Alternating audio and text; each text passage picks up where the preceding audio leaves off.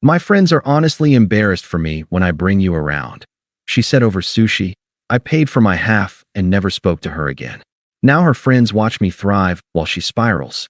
Hey viewers, before we move on to the video, please make sure to subscribe to the channel and hit the like button if you want to see more stories like this. Thanks. Hey Reddit, throwaway account for obvious reasons. I, M28, need to get this off my chest because it's been a wild ride, and honestly, sharing it might help someone else spot the red flags earlier than I did. This all went down about a year ago, but the updates keep coming, and it's turned into one of those stories where life just balances the scales. Let me set the scene. Emily and I had been together for 3 years. We met in college, her majoring in marketing, me in IT. I was the steady type. Good job as a consultant, decent apartment in the city, always planning for the future. Emily? She was ambitious, the kind of person who networked like her life depended on it.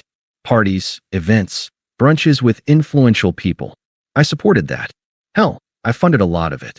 Flashback to 6 months in, she lost her entry-level gig during a rough patch in the industry. I covered her rent, paid for her online courses to upskill, even skipped a promotion at my company that would have meant relocating because she said, "Babe, I need you here to build my career." I thought we were a team. I'd come home exhausted from 12-hour days debugging code, and she'd be out at some mixer, coming back buzzing about the amazing connections she made. I never complained. Being nice was my thing, reliable, thoughtful, the guy who remembers anniversaries with her favorite takeout and a quiet night in. But over time, things shifted. She'd make these little comments. "Why don't you dress sharper? My friends' guys always look put together." Or, "You should network more. Being behind a screen all day isn't impressive." I brushed it off as her stress talking. We weren't perfect, but I was committed. No cheating on my end, no wandering eyes. I pictured proposing someday, once she landed that big job. Looking back, I see the signs. Her phone glued to her hand, late nights, working, sudden interest in professional development events. But I trusted her. Big mistake. It all came crashing down one Friday night. She'd insisted on dinner at this trendy sushi spot downtown. Raw fish, dim lights, overpriced rolls. I wasn't thrilled. I'm more of a burger guy, but she loved the vibe. "It's good for us to be seen places like this," she said when booking. The whole evening, she was off. Fidgety, checking her watch, barely touching her edamame. I tried to lighten it. "Rough week? Tell me about that pitch you were prepping." She just nodded, distant. Finally, after the waiter dropped the California rolls, she set down her chopsticks and looked at me with this pitying smile. That's when she dropped the bomb. "Can I be honest, Alex?" she started, her voice all casual, like we were discussing the weather. "This has been weighing on me, and I think it's time we talk about it." I paused mid-bite, soy sauce dripping. "Sure, what's up?" She leaned in, eyes flicking around the room as if checking for eavesdroppers. "My friends, they're honestly embarrassed for me when I bring you around. You're not impressive. Like, Sarah's boyfriend is a surgeon, travels for conferences, always has stories. Jess's guy has a boat, takes her on weekends to the lake. What do you even bring to the table besides being nice?" I felt my stomach drop, but I kept my face neutral. The sushi suddenly tasted like cardboard. "Embarrassed? What do you mean?" She sighed, like I was dense. "Come on, don't make this harder. You're sweet, Alex. But in our circle, it's about status. Networking, ambition. You sit at home coding while I'm out building something real. My friends ask about you, and I have nothing exciting to say. Oh, he's nice. That's it. It's humiliating." I set my chopsticks down slowly. Humiliating. The word echoed. Flashback hit me then. Last month, her birthday party at that rooftop bar. I'd shown up in my best shirt, brought a thoughtful gift, a custom necklace with her birthstone. Her friends, Sarah with her surgeon bow, Jess with the boat guy, barely acknowledged me. Emily had pulled me aside later. "Try to mingle more next time." Now it clicked. "So, this is about how I look to your friends." "Not just that," she continued, waving her hand dismissively. "I've met someone at that networking event last month, the one you skipped because you were tired. His name's Tyler. He's in venture capital, drives a Tesla, knows everyone. He gets me, Alex. We're on the same level. With you. It's like I'm settling. Settling. After everything I'd given up. I could have pushed back, reminded her how I'd paid for half those events, how I'd been her rock. But something in me snapped quiet. No yelling, no begging. So, you're choosing him because he's impressive? She nodded, smug now, like she'd rehearsed this. It's not personal. I need someone who elevates me. You're stable, sure, but stable is boring.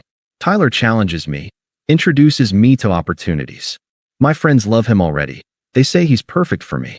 You were great for a while. But let's be real. You'd never fit in that world. This is me being kind, ending it now instead of dragging it out. Kind. The twisted logic burned. And what about us? The plans, the future we talked about. She laughed, a short, pitying bark. Future? Alex, wake up. I deserve more than a guy who's content with mediocrity. Tyler's taking me to a gala next week. Real influencers, deals getting made. What would you do there? Stand in the corner being nice? My friends would die of secondhand embarrassment. I stared at her, the room blurring a bit. The waiter hovered nearby, sensing the tension. She kept going, justifying like it was a TED Talk. Look, I'm not the villain here. People grow apart. I've outgrown you.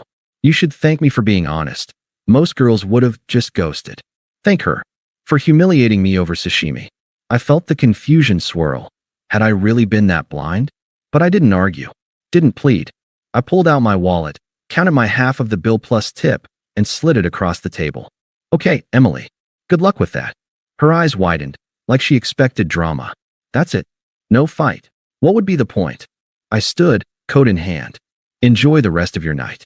I walked out into the cool air, heart pounding but steps steady. No looking back. That was the last time I spoke to her, for months anyway. The drive home was silent. No radio, just my thoughts racing. Why me? I'd been loyal, supportive. Flashback? Our second anniversary, I'd surprised her with a weekend getaway she'd hinted at. She gushed then, called me her rock. Now, rock equaled boring. The unfairness hit hard that night. I got home, poured a drink, and sat in the dark. Confusion turned to ache. Had I wasted 3 years? But I didn't text her. Didn't call friends to vent. Just breathed through it, letting the silence settle. The next few weeks were rough, but I didn't spiral. No drunken posts, no revenge plots. I detached. Blocked her on everything. Phone, socials, email. Changed my locks, just in case. Then, I turned inward. Work had always been my anchor, so I doubled down. That promotion I'd skipped for her? I reapplied. Got it. Senior consultant role with a bump in pay and remote flexibility. Moved to a better apartment across town, minimalist vibe, no reminders of her. But it wasn't just career. I hit the gym hard. Not for show, but for me. Started with runs to clear my head, graduated to weights. Lost the nice guy softness, gained definition. Internal shift happened there. Mornings staring in the mirror, thinking, she called you unimpressive? Prove her wrong, to yourself. Joined a hiking group, made real friends who valued substance over status. One guy, Mike, became a workout buddy. We'd grab coffee after, talk life without the superficial crap. Dating? Not right away. I sat with the betrayal first, the confusion fading into clarity. Why chase validation from someone who measured worth by boats and jobs? Flashback stung. Times I'd skip guys' nights to help her prep for interviews, only for her to mock my stability. It hurt, but it fueled me. Started a side hustle, freelance coding for startups. Turned out, I was damn good at it. Landed a client who paid triple my hourly rate. Bank account grew, so did my confidence. Months in, I met Mia at a tech meetup, not a flashy networking thing, but a genuine workshop. She's a graphic designer, kind without agenda. We clicked over shared laughs about bad coffee. No comparisons, no embarrassment. Our first date, simple picnic in the park. She said, I like how grounded you are. Grounded, not boring. That word healed something. Social media? I kept it low-key, posting hikes, project wins. Didn't tag locations, but mutuals saw. Her old circle, Sarah, Jess, started liking my stuff. Weird at first, but I ignored it. Life was building. Traveled solo to the mountains, read books on self-growth. The silence from that betrayal night, it became my power. I wasn't just surviving, I was free, clear-headed, emotionally untethered. Her words echoed less each day, replaced by my own. You're enough. That's when karma started rolling in, slow at first, like whispers from mutuals, then full force. I didn't seek it out. It just found its way to me through the grapevine. About 4 months post-breakup, Chris, our one shared friend who stayed neutral, mentioned over beers that Emily had gone all in with Tyler. Dude, she's posting him everywhere. Gala pics, weekend getaways. Looks flashy. I nodded, uninterested. Good for her. But inside, I wondered how long the facade would hold. Turns out, not long. Tyler, the venture capital wizard, was a house of cards. From what pieced together later, via Chris and a couple stray likes on my post from her circle, Tyler's success was smoke and mirrors. Fake LinkedIn creds, exaggerated deals, real mountains of debt from bad investments. He'd charmed Emily at that networking event, dangling promises of introductions and joint ventures. She bit hard, introducing him to her friends, even quitting her stable marketing job for a startup he claimed to run. Sarah and Jess ate it up at first. Emily's killing it with this power couple vibe. But cracks showed quick. Tyler started borrowing from her, small at first, just until this deal closes. Then bigger, her credit card for business trips. She covered his rent when his investors ghosted. Flashback to our time. I'd bailed her out before, but never like this. By month 6, the truth exploded. One of her friends, Jess, I think, dug into his background after he flaked on a group outing. Turns out, Tyler had a trail of exes he'd used the same way. Charm, borrow, vanish. No real VC job. He was a glorified salesman with a leased Tesla and Max cards. When confronted, he bailed, left her with shared bills, ghosted her texts, even blocked her on socials. Emily unraveled fast. Lost the startup gig when it folded. Shocker, it was bogus. Her friends distanced. Sarah stopped inviting her out, saying, "It's awkward now." Jess unfollowed, citing drama. Isolation hit.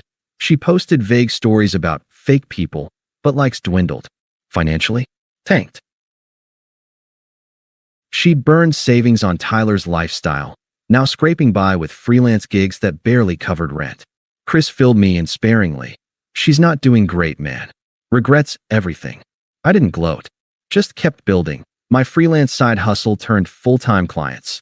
Gym routine paid off with a half-marathon finish. Mia and I went official. She met my new friends. No embarrassment, just genuine vibes. The irony? Her old crew started engaging with my life. Sarah commented on my hiking post. "Looking strong, Alex. Miss seeing you around." Jess liked my project update. "Impressive work. Knew you had it in you." They watched me thrive while Emily spiraled. Posts from her side went dark, then desperate. Subtle shades about learning from mistakes. I stayed detached, but damn, the justice felt earned. Not revenge, just life exposing the superficial. She discarded me for Flash. Now Flash discarded her, leaving her irrelevant in her own circle. Her attempt started subtle, then snowballed into desperation. First contact, 2 months after karma hit, a text at 2 a.m. "Hey Alex, been thinking about us. Can we talk?" I read it, felt nothing. No anger, no pull. Deleted, no reply. Next day, another. "I know I messed up. Tyler was a mistake. Miss your stability." Stability. The word she'd mocked. Ignored. A week later, the calls ramped up. Voicemail. "Alex, pick up. I need to explain. It wasn't about you. It was me chasing the wrong things. My friends pushed me into it, saying you weren't enough. But now, everything's falling apart. Call me back." Her voice cracked a bit, but the justifications twisted. "You were always so nice. I took it for granted. Let's grab coffee, hash it out." No mention of her cruelty, just her pain. I listened once, then blocked the number. That's when she looped in the toxic crew. Sarah texted first. "Hey, stranger. Emily's really hurting. You should hear her out. She's changed." I replied politely. "Not interested, thanks." Then Jess called, voice dripping condescension. "Come on, Alex. Don't be petty." She upgraded thinking it'd be better, but life's funny. Her family's worried. "You owe her closure after 3 years." "Owe her? After the embarrassment line?" "No, I don't," I said calmly. "Wish her well." Click. Emily escalated, using a new number. Showed up at my old coffee spot. Must have asked Chris. I was there with Mia, mid-laugh over brunch. She approached. eyes red, makeup smudged. Alex, please. Just 5 minutes. I looked up, composed. Mia squeezed my hand under the table. Supportive, no drama. Emily, what do you want? She sat uninvited, words tumbling. I'm sorry, okay? Tyler used me, took everything. My friends bailed when it got messy. I see now you were real. Stable. Nice. That's what matters. I was smug, thinking I deserved better, but I was wrong. Take me back? We can start over. Her hypocrisy shone, begging for what she'd dismissed. No excuses? I asked firm. She shifted, desperate. It was the pressure, Sarah and Jess always comparing. They said you'd hold me back. But now they're ghosts, and I'm alone. Please, Alex. I need you. Need. Not want. I shook my head. That's your life now. Handle it. Anger flashed, true colors. How can you be so cold? After I gave you 3 years? You're nothing without me. You were boring then, and ignoring me makes you pathetic. Mia tensed, but I stayed calm. Goodbye, Emily. We left, her yelling after. You'll regret this. Blocked the new number. Friends, please turn nasty. Sarah's last text. You're an asshole for ghosting her in her low. Deleted. Her attempts peaked there, desperate, revealing the entitlement I'd missed. But I was done, emotionally miles ahead. Fast forward to last month. Chris's birthday party at a cozy rooftop bar downtown. Low-key vibe, mutuals from our old circle invited.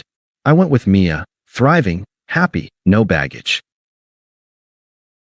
Walked in polished, fitted shirt from my new wardrobe, confident stride from the gym. Heads turned, Sarah waved. Alex, you look amazing. Jess chimed. Seriously, that promotion? Goals. Their likes on my posts had turned to real compliments. Emily, I hadn't thought about her in weeks.